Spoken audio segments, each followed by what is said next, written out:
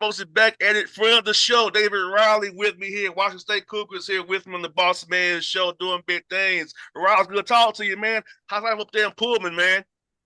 Hey, it's been good. It's not too cold. We're living good out here. I hear that, man. Let me ask you, opportunity to coach Washington State. I've been in Eastern Washington all those years with success, man. What about this opportunity with the Cougs, man, really stood out to you, man, to make you want to make that jump and go up there, man? I'm originally from California, but I've been up in the Spokane area for 17 years now. So I've kind of seen what Washington State is up here, the impact they have on the whole Northwest, and really it's just kind of a place where you can compete on a national scale. Like I think this is something where we can make a real run in the NCAA tournament. We got the facilities, we got the alumni base. We got to win and we got to build up to that. But I think it's a place that has that real potential. No doubt, man. And Spokane area is growing. I've been there once for NCAA tournament situation. It was really fun to be out there, man. So it's a great area.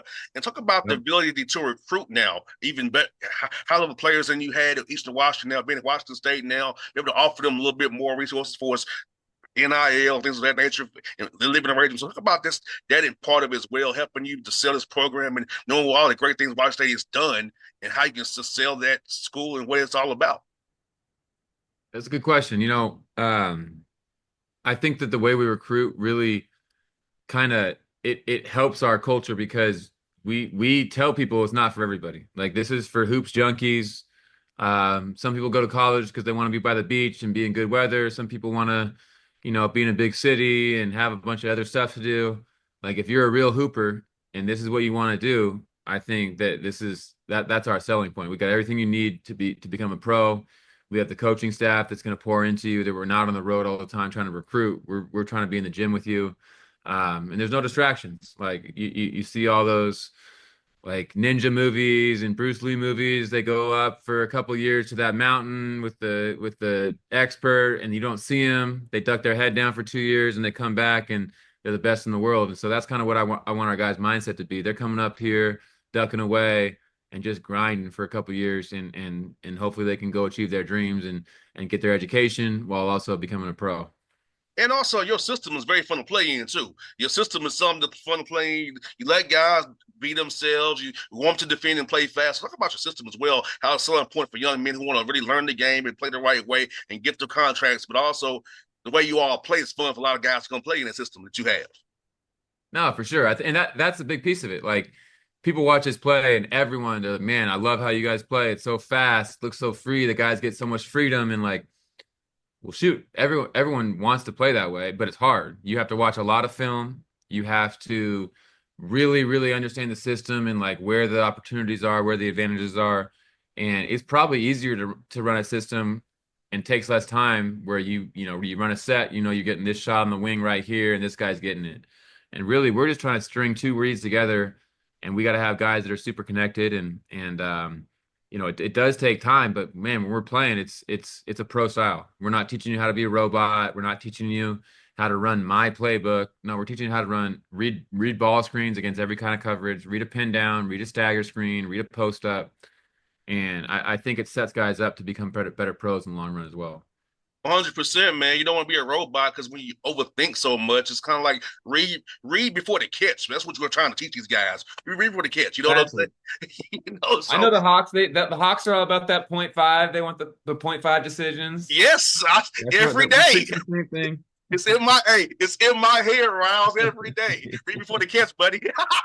Yep. Every day. It's like I heard today in shoes practice today. Read before the catch.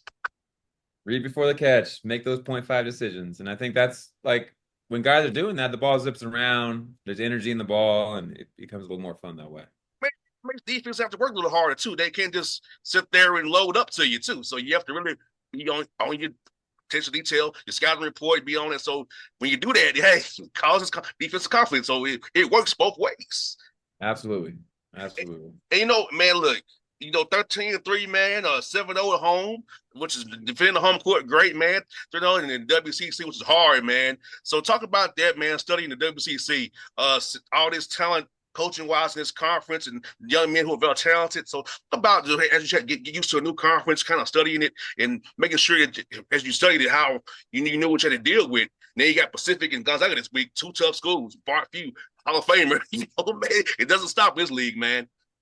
No, it definitely doesn't. And it was my first time in a new league in my whole coaching career. Like I started off as a GA at Eastern Washington and was pretty familiar with all those coaches, all those programs, where to eat in each city. Like it was all pretty routine by year 13. And so for me, it's fun. It's exciting to get a fresh start and get to see some new programs, really dive in. Because when you play a team one time in preseason, it's cool. Like you get a good scout, you get a good read. But man, when you start playing teams twice and you really start diving into who they are and what makes them tick, I think it's a fun challenge. And obviously the WCC is uh it's a monster. Like you just said it. You got Mark Few, Hall of Famer, Randy Bennett, Hall of Famer. You can go the USF, man, the game we just played, extremely well coached. They run some really unique stuff. Defensively, they're tight.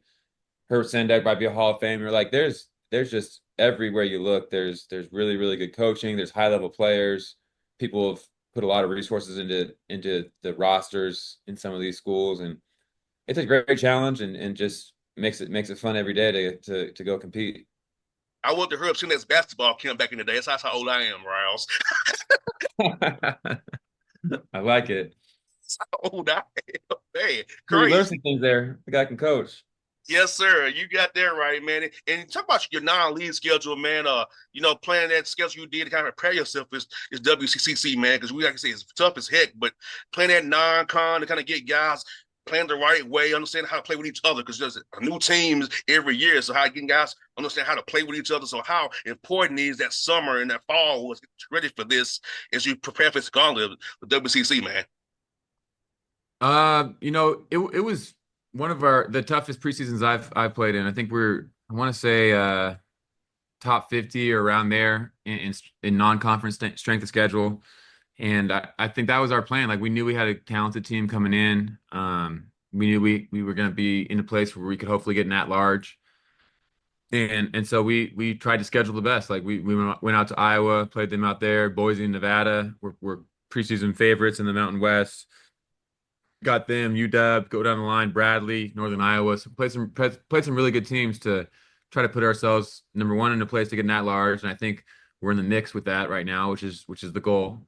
Um, and then number two to prepare us for the WCC. And I think we learned a lot of lessons. Like you go through our losses. Iowa game, they had some pressure late game that bothered us, and I think we learned how to play through a little bit of pressure. Then you go down to SMU loss. Day two, back-to-back game, we kind of got physically punked and just kind of learned the values of just having that physicality from the jump and setting the tone. And then the UW game, we just turned the damn ball over too much. Like it kind of shot ourselves in the foot that game. And I think that prepared us to have this start in the league. Like we don't just start off, 3-0 by accident. Like we learned a lot from this preseason, and I'm still learning the net. Like the net rankings is what determines the NCAA tournament. When I look at this thing, it's like I got it right here. We are number 65 in the net rankings. But we're 5-3 in the quad 1 and 2 games, and that's better than most. That's like better than 30 teams above us. But we haven't done a good enough job blowing teams out when we get our wins, and we still got some room to grow.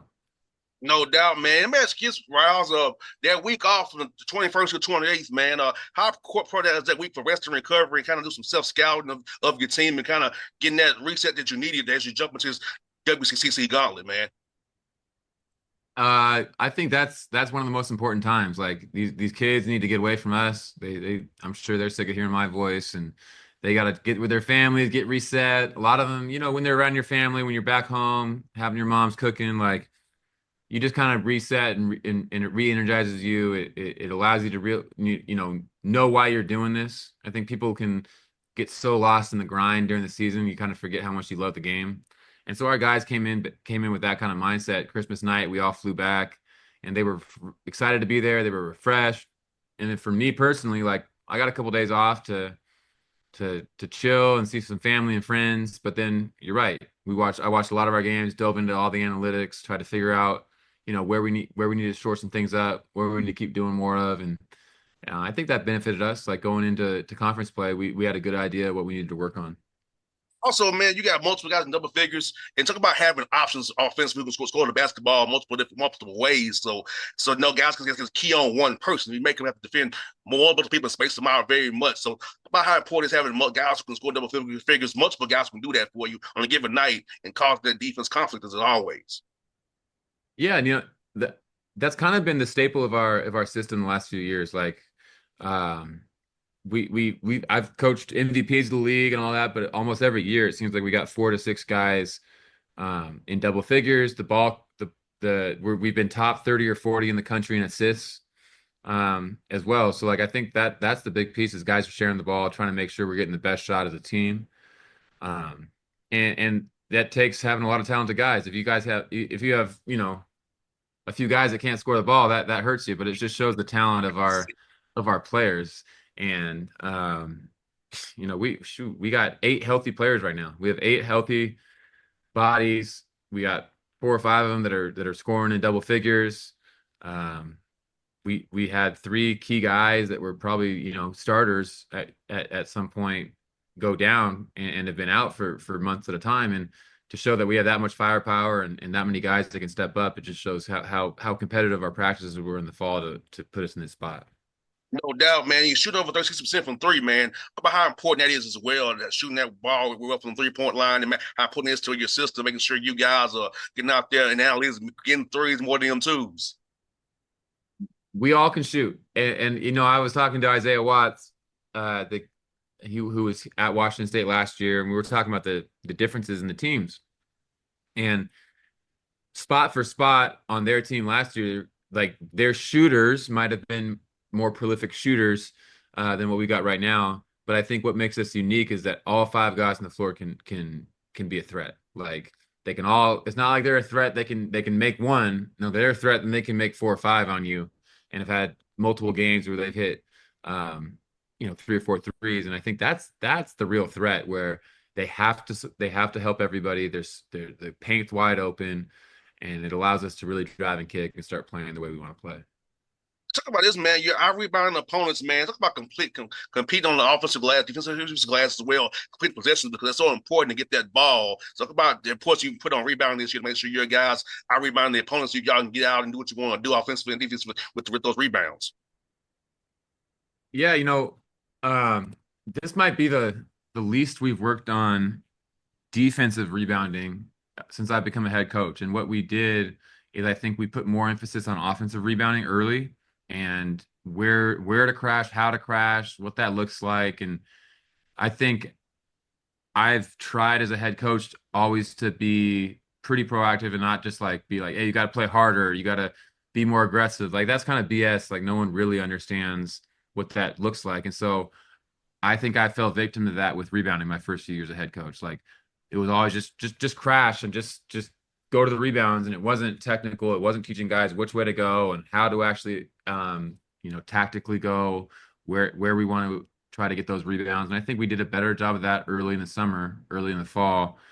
And because of that, if you're having to go against that every day in practice and you're competing, well, you don't want to give up offensive rebounds. So I think that's where we kind of got our defensive rebounding up to speed a little bit. And we were better offensive rebounding team about 3 weeks ago before we had those injuries. And I think there's some things that you de-emphasize at times when you're trying to keep guys with a little more energy. And I think that's one thing that we got to get back to is just getting a little more aggressive on the offensive glass.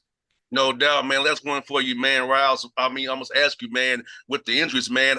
Practice, man. I know how we do it. Practice because we only got 11 guys right now ourselves, man.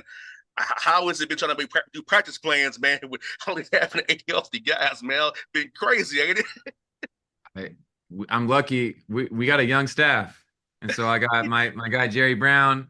He played overseas for a while. His knees are a little banged up, but he can go on the half court, and we got a couple GAs that can fill in for us. And yes, really, we're just trying to figure it out. Next man up.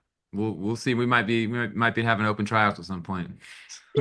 Yeah, man. Hey, I still get with this NI 5 years. I got 1 year left, buddy. I got 1 year left still. This 5 year thing ain't this fast. I got 1 year left. You do it 5 years now. Hey, there's the rules are changing every year. Who knows? No doubt. Hey, man, good to catch up with you, Rouse, man. I hope to talk to you in March, man. Going to Bit Dance, man. All the best to you. Look forward to chatting with you down the road, brother. Appreciate it. Go Cougs.